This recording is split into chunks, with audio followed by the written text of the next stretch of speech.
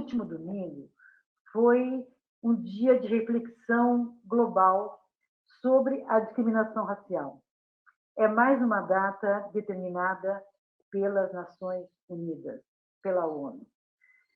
Em 2021, nós vivemos uma pandemia tão arrasadora, tão devastadora quanto a pandemia do coronavírus, porque é a pandemia da discriminação, onde pessoas no mundo inteiro são julgadas, não pelo que elas são, não pelo que elas podem fazer para o coletivo, e sim pelo seu tom de pele.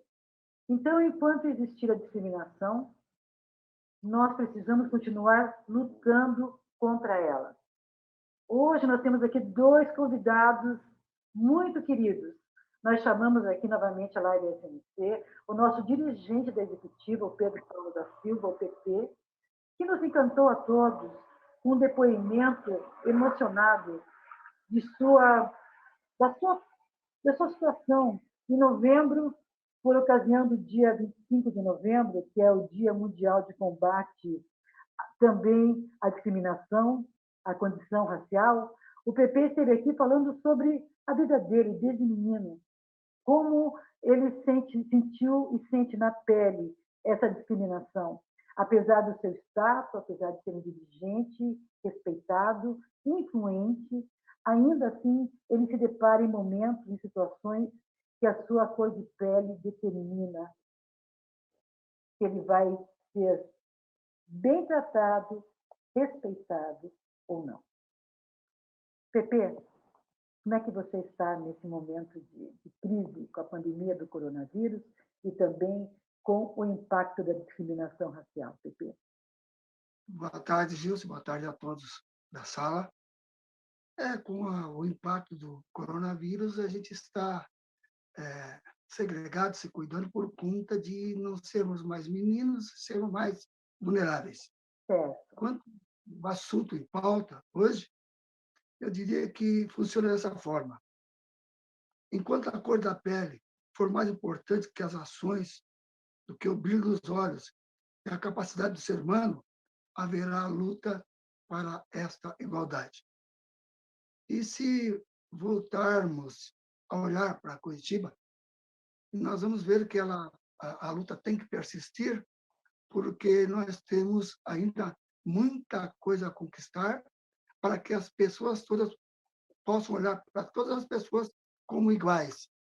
Haja visto que nós temos na nossa história de Curitiba, por exemplo, a Igreja de São Benedito dos Pretos, que é uma igreja que foi fundada e erguida porque os negros escravos não poderiam participar dos atos religiosos juntamente com os brancos.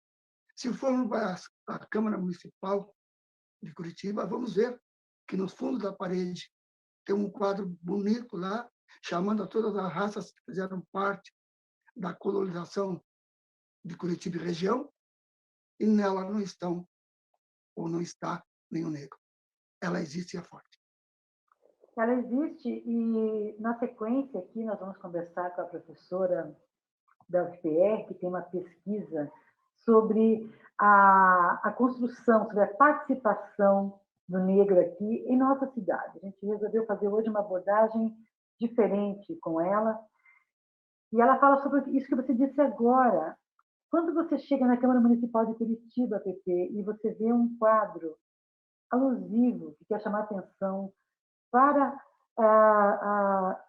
os grupos, né, as etnias que formaram a nossa sociedade, e a ausência do preto, do negro nesse quadro, dá a impressão de que não somos importantes, de que não participamos, de que não estávamos ali, ou que estávamos ali naquela época, mas servindo, né, numa situação de desigualdade.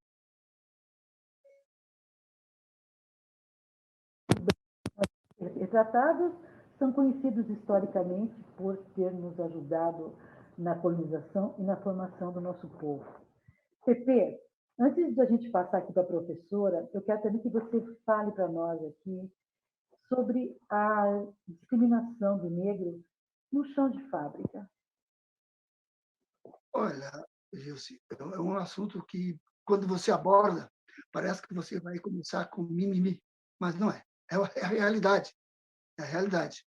Se você procurar para mim e encontrar algum negro no alto escalão administrativo de alguma empresa da nossa região, já é um, já é um milagre. E não é por falta de capacidade, não. Sim. Eu diria que ele até se prepara, mas ele não tem a condição de chegar, porque o que eu puxei no início da nossa conversa, a cor da pele fala mais alto do que a sua capacidade. Então, a cor da pele deixa ele preterido a. E se você olhar o pior trabalho desenvolvido, seja na esfera industrial, nos anais do serviço público, o pior trabalho é dado ao negro. Essa é a maior forma de discriminação e de colocar o negro na condição de desigualdade. É ruim demais.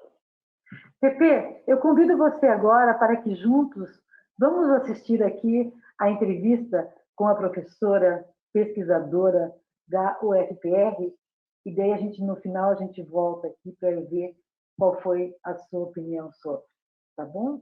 Vamos assistir juntos, então. Tá?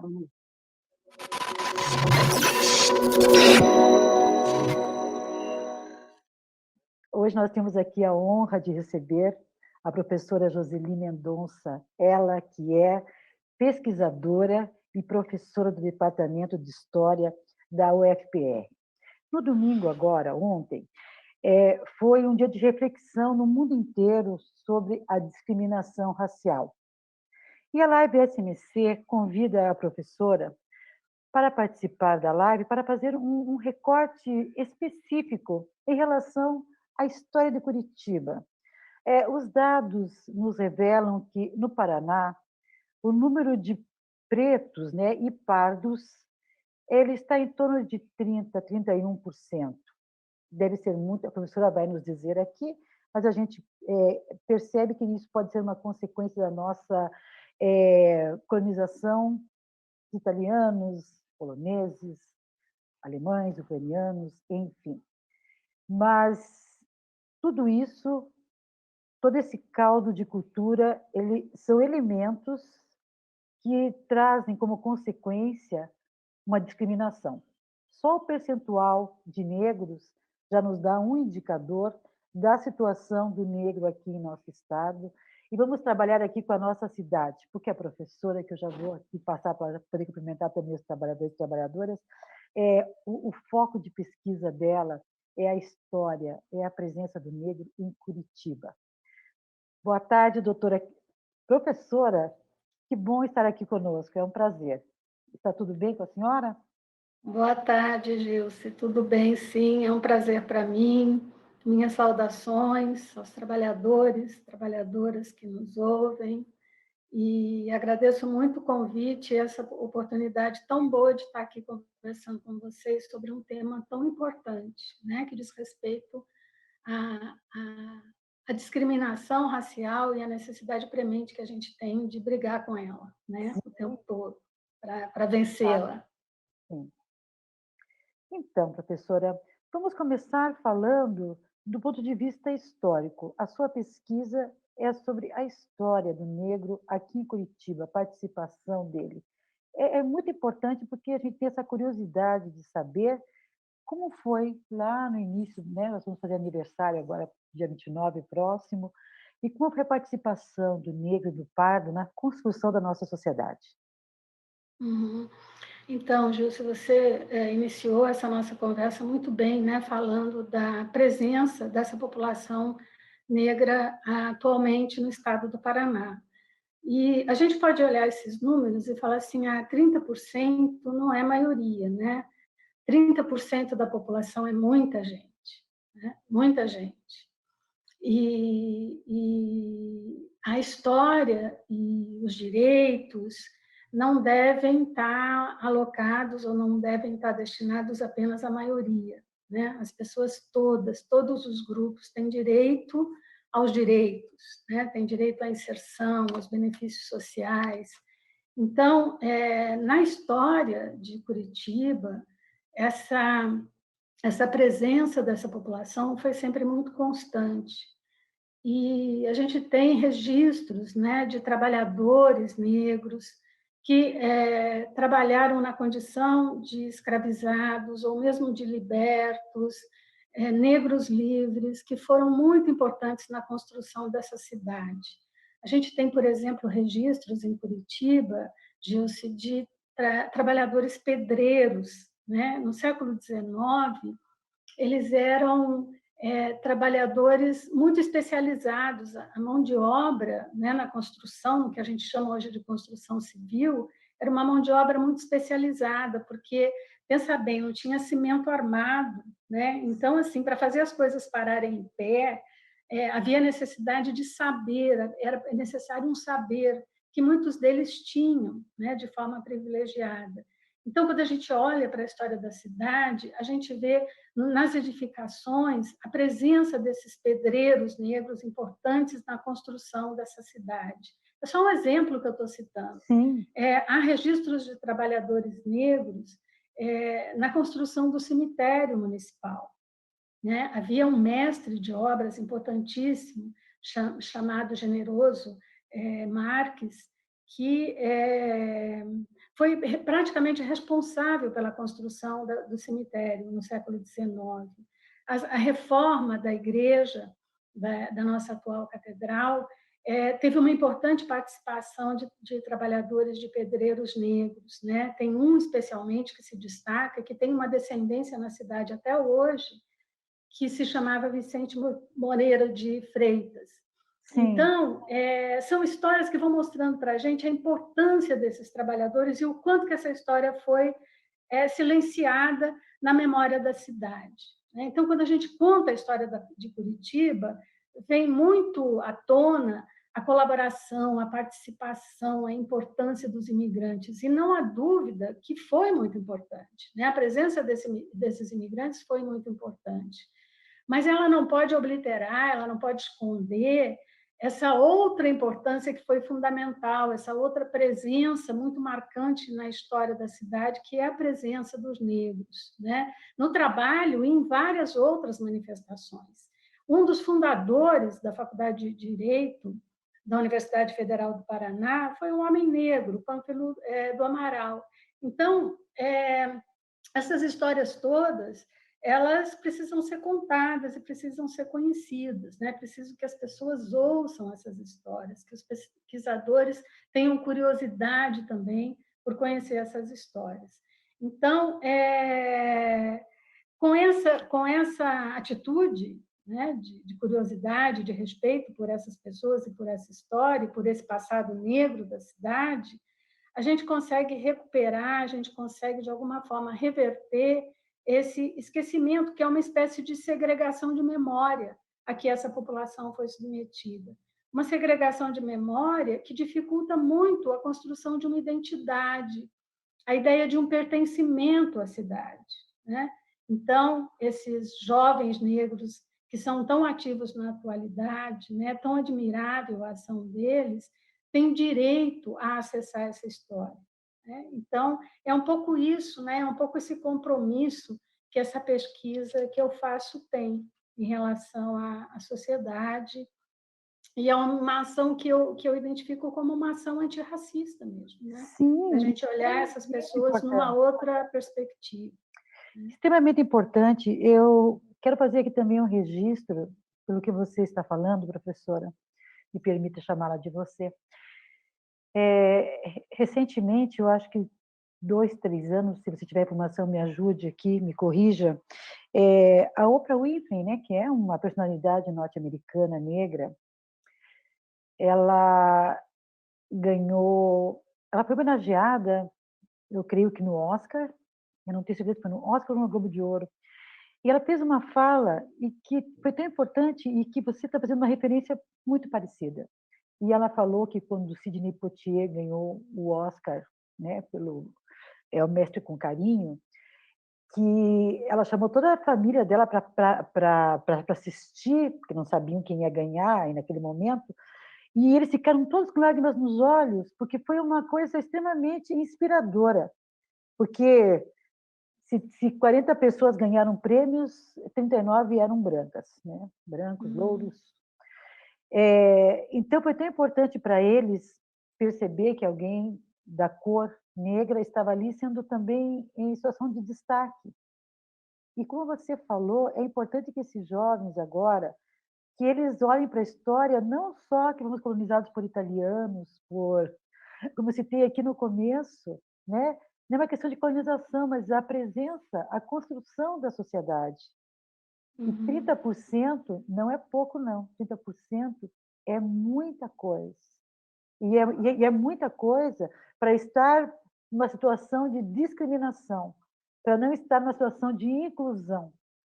E o número fica cada vez maior quando você pensa que são pessoas que não têm acesso à educação. A gente sabe que o sistema de cotas ele está sempre discutido, está sempre em discussão.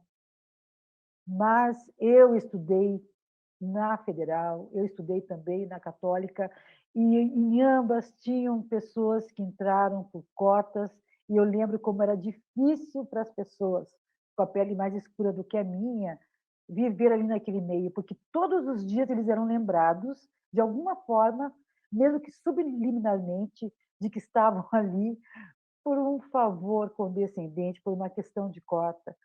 Então, nós precisamos realmente, em algum momento, eliminar a cota, mas para isso tem que haver lá na base uma inclusão, uma oportunidade igual para a educação, porque a cota ela só precisou ser colocada porque os negros, os pardos, já são alijados lá no começo da educação, eles não conseguem entrar na faculdade, passar no vestibular, porque eles não têm o mesmo acesso à educação que os demais têm.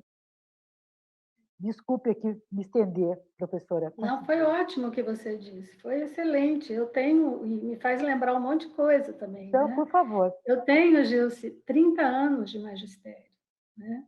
E eu tive a alegria de ver uma transformação ao longo desses 30 anos que se deu exatamente em relação à presença de pessoas negras na sala de aula. Porque quando eu iniciei a minha carreira no magistério superior, as minhas salas de aula eram completamente brancas. E é interessante porque ao longo desse tempo, né, e sobretudo, obviamente, durante os governos progressistas que a gente teve, essas pessoas, esses estudantes negros foram chegando na sala de aula. E eu lhe digo o seguinte, eles aprenderam muito ali, mas eles ensinaram muito mais. Né? E uma das coisas que eles nos ensinaram é nos ver enquanto brancos e enquanto pessoas privilegiadas, que não precisamos de cota para entrar na universidade, porque tivemos condições muito mais favoráveis que eles para acessar a universidade. Então, esse contato, né, de pessoas brancas e de pessoas negras na sala de aula, de certa forma, e você lembra bem, acarretou uma situação de muito sofrimento para essas pessoas, né? Porque tiveram que lutar ali contra estereótipos que estavam muito arraigados, né? E essa situação é uma situação de tensão que gera sofrimento. Mas é admirável, né, como esses estudantes eles conseguiram se juntar, formar coletivos, discutir a sua situação, levar isso para os colegas e para os professores e ensinar aqueles que estavam dispostos a ouvir, porque eu sei que nem todos estão, mas muitos estão, aqueles que estavam dispostos a ouvir, a aprender muito sobre relações raciais, na prática, né? No convívio. E eu tenho uma esperança muito grande que, apesar de todas as ameaças que a gente está sofrendo atualmente, essa situação não tenha volta, né? E que essas pessoas ocuparam um lugar e assumiram uma posição das quais elas não vão aceitar ser retiradas, né? Então, muito, muito bom isso que você falou, né? Muito bem lembrado, porque essa situação historicamente construída de segregação e de silenciamento dessa população, ela, de certa forma, vem sendo revertida muito em função da atuação do ativismo negro, né, que foi constante até por todo o século XX. A gente estava falando lá do começo, né, do passado, aí a gente pulou para o presente, vou voltar para o passado. Né? Esse ativismo negro, ele é histórico. É impressionante o quanto que a população negra em Curitiba, ao mesmo tempo que trabalhou para construir a cidade, que participou vivamente dessa história, que construiu o município, ela também atuou em benefício de si própria. Ela se contrapôs à discriminação de que era alvo, por meio do associativismo. Não sei se muita gente não conhece uma história que é uma das mais bonitas e que devia ser o orgulho dessa cidade, que é a existência de uma sociedade de negros que continua ativa até hoje, que é a Sociedade Beneficente 13 de Maio. Sociedade Operária Beneficente 13 de Maio. Ela fica ali na Clotário, Portugal, no final da Princesa Isabel, né? Ali nos altos do São Francisco. Essa Sociedade de Homens Negros foi fundada em 1888. Ela é uma das mais antigas sociedades de homens negros, de pessoas negras, do Brasil ainda em funcionamento. Né? Quer dizer, é um motivo de orgulho para a cidade. E muita gente não conhece, né? Essa sociedade, ela luta muito para sobreviver até hoje, né? Tem muitos problemas financeiros, então, mas ela é um sinal desse ativismo negro, né? Que foi constante por todo o século XX na cidade de Curitiba, né?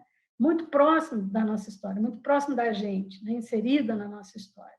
Então, é em razão dessa luta que toda essa história que os jovens negros vivem hoje, né, de direitos à universidade, que ela se constituiu. Então, ela é fruto muito dessa luta constante, né, dessas pessoas negras em defesa dos seus direitos. Sim. Professora, e aqui, não sei se tem a ver com a sua pesquisa, mas eu queria saber em relação à sua vivência desses 30 anos em sala de aula. Você falou que, com orgulho, percebeu que, ao passar do tempo, foi aumentando o número de negros na sala de aula. E, quando a gente fala em gênero, em mulheres negras, existe ainda hoje uma participação menor da mulher negra em sala de aula? Ou hoje já está meio a meio? Porque a gente tem um dado no Brasil que, em relação à universidade, as mulheres têm um número maior, né? Mas falando de mulheres no geral. Mas esse recorte, a mulher negra, como é que está o acesso dela, da sua experiência na sala de aula? É bem interessante, né? Porque esse recorte de gênero, as mulheres negras, elas têm uma luta ainda mais especial, né? Isso também é histórico. Você tinha, no começo do século XX, eu falei lá da Sociedade 13 de Maio, e eu sempre me referia muito a homens negros, porque eles se colocavam como protagonistas, né, da história. Então, quando você vê, por exemplo, as atas de fundação da Sociedade 13 de Maio, são homens que assinam a ata, o diretor, o presidente, o vice-presidente, o tesoureiro, é um grupo absolutamente masculino. Tem uma pesquisadora negra chamada Fernanda, eu não vou me lembrar, Fernanda Santiago, que fez um trabalho muito bonito sobre os grêmios femininos negros no começo do século XX. Então, eram mulheres que como elas não têm o nome escrito nos documentos, você fala elas não estavam ali, mas elas estavam, né? Embora elas não aparecessem. Embora não aparecessem, elas eram também protagonistas e formavam grêmios. Então, era a maneira delas atuarem ali naquele âmbito associativo, promovendo festas, promovendo reuniões em prol, né, de alguma causa específica. Então, havia o Grêmio das Camélias, o Grêmio das Violetas, né? Uma história linda. E, muitas vezes, assim, tem um documento muito bonito em que um desses grêmios, que eu não me lembro exatamente qual, as mulheres se expressam, né, dizendo que estavam reclamando contra o presidente da 13 de Maio, que não deixava que elas se expressassem nas reuniões, né? Que elas falassem, que elas tivessem voz. Então, você vê que tem uma luta aí, que é uma luta dupla, né? Em relação à raça e em relação ao gênero. Então, isso precisa ser olhado também, né? Precisa ser olhado. E na universidade, Gilce, acontece uma coisa interessante que, por exemplo, eu leciono no curso de História. e é um número muito grande de mulheres negras, de jovens negras. Porque os cursos de humanas, por exemplo, eles têm mais mulheres, porque tem uma outra coisa que a nossa sociedade construiu, que é a ideia de que existem carreiras que são mais femininas e carreiras que são mais masculinas.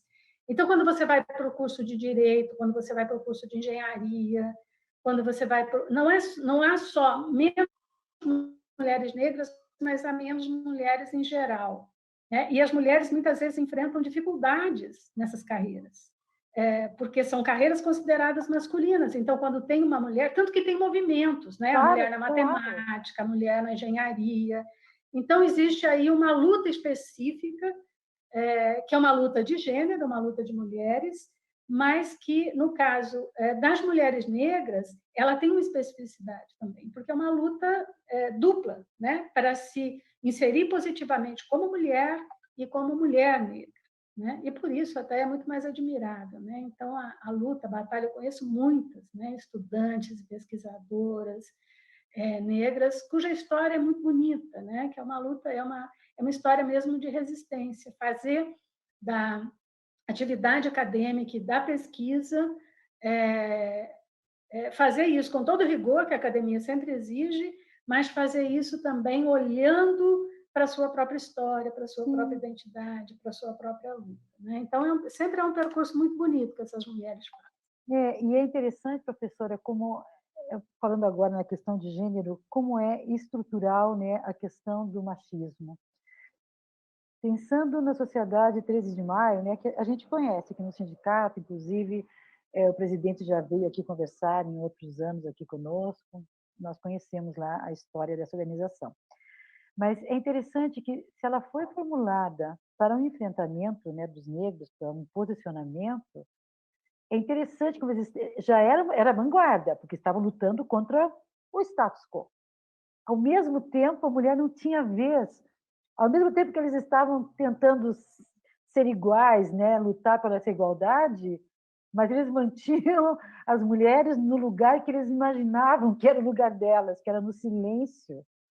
Nós temos aqui uma pesquisa também dentro do sindicato em relação à fundação do sindicato, que foi em 1928, perdão, em 1920, porque foi em 1917, desculpe. A data que é 28 de janeiro de 2017. E também nós temos aqui as atas da criação do sindicato, ligas, associação, depois liga, enfim. E claro que naquelas diretoria apenas homens, porque o setor metalúrgico é até hoje um setor masculino, onde 10% apenas da mão de obra é feminina. Então, naquela época, além de ter um número pequeno, era uma fase em que mulheres não tinham voz, não votavam, houve uma luta para tudo isso. Professora, o nosso encontro aqui foi maravilhoso, né? Porque ele não foi, ele está sendo maravilhoso, porque, como curitibana, eu estou tão orgulhosa de coisas que eu não sabia, sabe? E eu acredito que os trabalhadores que vão nos acompanhar aqui, eles também vão perceber isso, como é importante a gente valorizar. Eu fiquei em dúvida, será que a Praça Generoso Marques é em homenagem a... Não, Não. não. Aliás, quando eu mencionei o mestre generoso, eu me equivoquei, eu acho, em relação ao sobrenome dele. Eu me equivoquei por conta do generoso Marx. O sobrenome dele não é Marx. Entendi. Ele é conhecido como mestre generoso, certo. Mas o sobrenome dele não é Marx, não é a mesma pessoa. Entendi. Né? Então, seria maravilhoso. E você teria... mas não é, não. Porque como fica ali naquela região, né, a Praça Generoso Marques, podia ser. Sim, não. Mas não é. Nós precisamos passar essas ideias, né, essa história para os nossos prefeitos, né? No caso agora o Rafael Greca, que ele é um homem culto, porque nunca é tarde para se fazer uma homenagem. E se dessem o nome a uma praça, colocassem lá uma imagem, e ajudar para o futuro, para que a população percebesse a presença né, dos negros na construção aqui da nossa sociedade. Eu gostaria que você deixasse aqui uma mensagem, professora, uma mensagem de Olha, inspiração. você falou sobre a importância da gente conhecer essas coisas, né? Sim. Então, eu vou fazer 2 divulgações aqui, Tá, digamos assim, tá. de materiais que a gente vem produzindo e que eu acho que, para quem se interessar, para os trabalhadores, trabalhadoras que possam se interessar, é um material que pode, que apresenta algumas coisas dessas histórias sobre as quais a gente está falando. Tá. Uma delas é um livro que eu organizei junto com outro historiador, que é o Jonathan, né? Jonathan Everton Souza. A gente se juntou e produziu esse livro chamado Paraná Insurgente, né? É uma história bonita desse livro, porque você se lembra que em 2016 estava acontecendo as ocupações das escolas secundárias aqui em Curitiba, um movimento grande de estudantes contra os cortes de verbas na educação. Certo, certo. Aí a gente ouvia muito assim, eu acompanhava pelas redes sociais, o pessoal falando muito assim, nossa, mas como que isso acontece no Paraná, né? Um estado tão conservador, parecia um ponto fora da curva. E aí, num dos comentários, o Jonathan, né, que é uma pessoa muito interessante, que estuda muito o movimento de trabalhadores, ele fez um comentário dizendo, olha, quem diz que o Paraná é conservador só conhece uma parte da história do Paraná, porque o Paraná tem uma história de luta muito grande. E ele começou a enumerar, né, essas lutas, assim, começou, olha, houve resistência de trabalhadores no século XX, a greve de 1917 aconteceu de forma muito premente em Curitiba. Ele começou a fazer uma lista. E eu convidei, falei, escuta, vamos chamar pesquisadores que pesquisavam todas essas lutas e vamos fazer um livro. E saiu o Paraná Insurgente. Tem uma parte do livro que fala sobre negros no Paraná, toda uma parte, são 4 capítulos falando sobre negros. Desde insurgência de escravos, negros no movimento abolicionista. A gente sempre pensa que o movimento abolicionista foi um movimento só de brancos, e não foi, né? Os negros participaram ativamente do movimento abolicionista. Sobre a 13 de maio, a sociedade, e também sobre as comunidades quilombolas no Paraná. O Paraná é um dos estados que tem mais comunidades quilombolas se a gente relacionar o número da população negra. Então, é uma população negra que, se não é maioria, é das mais atuantes, né, e das mais resistentes. E também tem um capítulo, uma parte importante sobre militância operária, né, sobre trabalhadores, que pode interessar muito para que os trabalhadores pensem a sua própria história. Tá? Claro, então, tá nossa, que interessante, professor. A gente tem também um site chamado Afrocuritiba. É um site muito legal. Se você digitar lá no Google, em qualquer busca, Afrocuritiba, você chega nele. A gente faz um percurso histórico pela cidade, tem um mapinha, né, lá do centro da cidade, e nesse mapa tem vários pontos. Quando você clica num ponto, ele é um percurso que a gente agora não está fazendo presencial, mas ele pode ser feito por via remota. Você clica lá no ponto e aquele ponto abre várias histórias relacionadas à população negra, né? Então, eu convido vocês a conhecer o Paraná Insurgente. Ele está disponível, a gente imprimiu alguns exemplares, mas o e-book é gratuito, então também, se digitar Paraná Insurgente, chega no livro, né? E o percurso também está lá, né? Para quem queira conhecer essas histórias, tem algumas delas contadas ali no site. Nós vamos colocar aqui no rodapé da nossa imagem, sim, é muito importante que tenha acesso para que as pessoas possam ter orgulho. A gente fica buscando a nossa história o tempo todo, né? Porque a gente, o que tem fartamente são os heróis brancos, e ele precisa da nossa história. Nós precisamos ter orgulho, precisamos e também isso nos fortalece para a gente lutar por um futuro mais igual, mais inclusivo. A gente não pode passar o tempo todo, né? A gente já vem, são 500 anos já de discriminação, né? É o tempo do nosso país. Mas em algum momento isso tem que se romper. Nós temos que fazer uma ruptura e buscar uma sociedade onde todos sejam iguais, né? As cores não determinem a importância de ninguém, E, principalmente, nós estamos em março agora, a questão também de sexo, né? Que o gênero também, que a gente... que todos tenham oportunidades iguais, que todos possam mostrar, ter espaço. É isso que a gente busca. Nós vamos divulgar muito o link para esse passeio. Eu achei bem interessante, onde a gente clica e pode ver a história daquele local. E também o Paraná insurgente, porque a impressão que fica é que realmente o Paraná não é insurgente, que o Paraná é conservador, que tudo acontece por último aqui, e é bom nós termos também dar uma força para que mais pessoas se insurjam em relação ao sistema. Professora querida, só sua primeira participação aqui conosco, tá? Que pena que teve uma outra oportunidade que nós a convidamos, mas que na época você não pôde. Nós conhecemos os seus colegas, que até já voltaram aqui outras vezes, e a gente agora vai se grudar em você também, tá? Que departamento de história maravilhoso esse da nossa UFPR aqui. Muito bom. É uma alegria ter vocês como parceiros, viu? Uma alegria. Eu que agradeço a oportunidade de estar com vocês.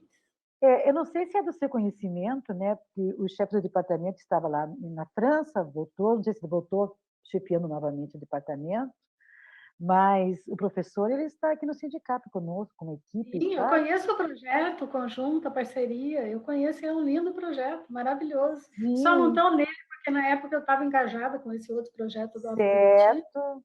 Não dei conta, mas eu estudo, eu pesquiso história do trabalho há 30 anos praticamente também, né?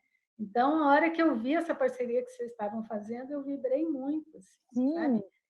E o Sindicato dos Metalúrgicos assim, tem uma presença muito relevante aqui na sociedade. Quando eu busquei o departamento, ele veio alguns materiais, porque assim, desde sempre, né? Desde sempre, e a gente até fez um comentário interessante para a época, porque a Revolução Russa e pouco tempo depois já estão criando ligas, né? No Brasil não tinha internet na época, mas a gente acredita isso aos navios, à imigração, a quem estava chegando, porque Teodoro Cassins, que é o fundador do nosso sindicato, agora fazendo um aprofundamento da história, observa-se que ele tinha um pezinho lá com os anarquistas.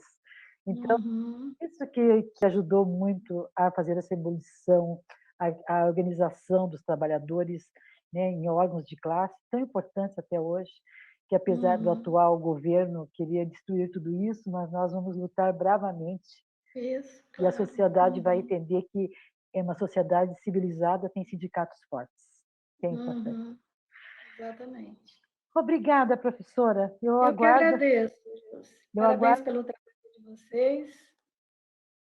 Eu aguardo o nosso próximo encontro, desde já, que deve ser breve. Obrigada pelo seu tempo, professora. Muito obrigada. Obrigada.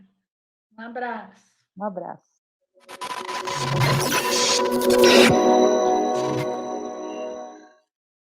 Emocionante, né, Pepe? O que você tem a nos dizer depois da fala da professora?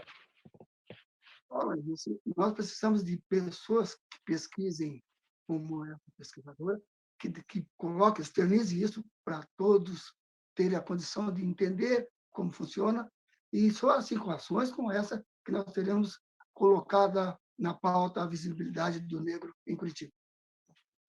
Obrigada, viu, Pepe? Em Curitiba, região metropolitana e em todos os lugares, né, Pepe? Vamos sim, vamos pensar aqui nós dois, você tem essa responsabilidade na executiva de propor ações, de propor políticas, e vamos sim, juntos, elaborar ações que dê cada vez mais luz para que o negro se sinta integrado, para que ele também perceba que os heróis não são só brancos, que nós temos também pessoas como nós, que foram extremamente importantes na construção aqui da nossa história. Obrigada, Pepe. Até a próxima. Eu agradeço. Se cuida.